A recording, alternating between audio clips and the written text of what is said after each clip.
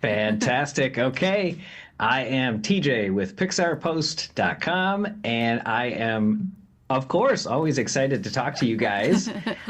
Domi, we've talked a bunch. Yes. Maddie, you've talked to my wife Julie, who runs Yeah. it, and I think we chatted vocally one other Yeah, time for yeah. I Burrow. remember. Oh, And then Mary Alice, I don't believe we've I ever don't know if spoke. we've met. Nice to meet you. So it is a pleasure. It is a pleasure. Well, you guys have done it again with Elio. I'm super excited for everybody to be able to see this thing and see where it goes.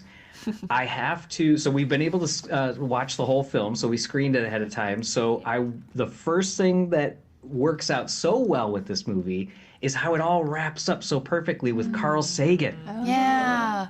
Okay, Mary Alice, or maybe anybody else, I don't know. How did you guys pull off a Carl Sagan quote, his recording of it, and so much of the direct branded Voyager with the golden record and all that stuff? It's awesome. Yeah, I think that Voyager is just so fascinating. We had the opportunity to do a lot of research early on, and we met with Dr. Jill Tarter from the SETI organization, and Dr. Tarter was close with Carl Sagan. She's actually the person that the Jodie Foster character in Contact is based on, and so I think we kind of started exploring Dr. Sagan and kind of came to the Voyager and the Golden Record, and it's such a great story of reaching out to space, which obviously this movie is all about. But then I think once Maddie and Domi came on and we had Elio he's really obsessed with aliens, and we asked ourselves, what is he listening to?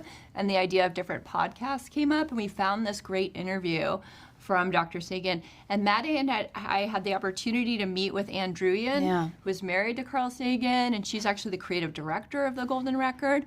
She was just so inspiring. I pitched the movie, and I pitched to her exactly where we would be playing Carl's quotes, because I was trying to, in my heart, I knew if this pitch didn't go well, we would be losing a really important piece of the film.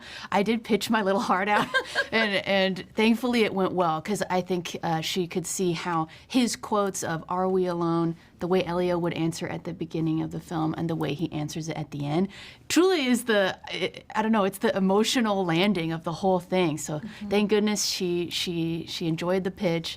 I was so sweaty. I was so nervous. She's a big deal, and she's really cool and smart and just an amazing person. So yeah, that was a pinch me moment, I think. That's awesome. And I think that's one of the things that comes across in this movie is so much of the layering. Like Mary Alice, you talked about the fact that his stuff is so much about reaching out and contacting. But yet, Maddie, you also talked about the whole, his quote, "You are unique. You are," sometimes that can make you feel alone, and all these other things. Like, it's not only reaching out, but it's also the whole thing of Elio's story of feeling alone and connection. So it's so cool that so many of those things come up. And I'll say that is Rob Simonson's score. yeah. Yes. Oh, Okay, could not so agree there's more. so much that is like this classic. So again, it's like the dichotomy, it's the layering. There's so much of like this traditional sci-fi feel where all of a sudden with all the brass and the flutes and horns, you'll get some of that Star Wars-y feel. John Williams-y But then at the feel. same time, you've got these I don't know, really exciting, energetic moments and music that comes along when Elio and Glorden are having their adventures through space and everything. So, okay, talk to me about Rob Simonson. How did you guys decide, Rob Simonson's the right one? And I heard you guys were there for some of or at least Domi and Maddie. I don't know, Mary Alice, if you were there, but for some of the recordings. So Yeah, how did you guys all of come it. to him? And then Yeah. what was that experience like? Yeah, he was always his work was always used in the temp score. As we were working on the movie, Okay. we were using a lot of his cues from other movies. And then when he was brought on, I feel like he, first and foremost, identified and clicked immediately with the character of Elio. He was also a weirdo little boy who believed in aliens, who wanted to be abducted, who wanted to, belong somewhere. So he has a very personal connection with the story and with the characters. And I think the first thing he sent us was this suite, which is kind of like 11 minutes of just different cues and ideas. But the first thing, at the beginning of the suite, was the theme. And similar to Turning Red, I think it's important to kind of come up with the character theme kind of like quickly, early. Like that's probably one of the first things that we figure out, because that is their character, that like that cue should embody who the character is, and it should be kind of this hummable, kind of like iconic, simple melody that like when you hear it, you're like, that's Elio.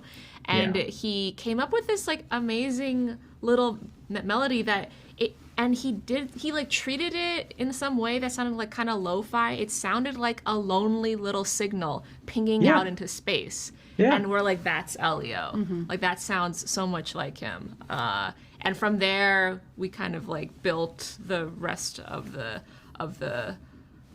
score. But it all started with that cue, and then kind of like as Elio grows and as he changes as a character, the cue will, you know, also grow with him.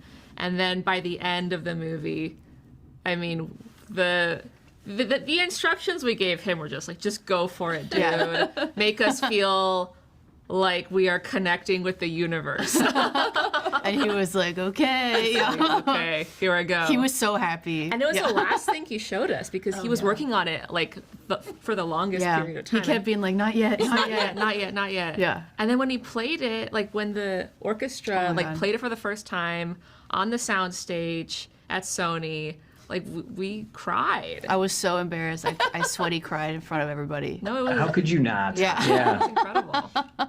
It was worth it. That's so cool. Well, I already got the rap, which I can't even comprehend. I can't comprehend. No new questions is what I was told. But I pulled out my childhood Alf because of Gunther Melmack. Yes. Oh my God, I wanted to talk to you about that. So I'm going to be contacting next time. PR, and we're going to talk more about this. I love it. All right. Thank full half hour. See you next time. See you guys later. Bye.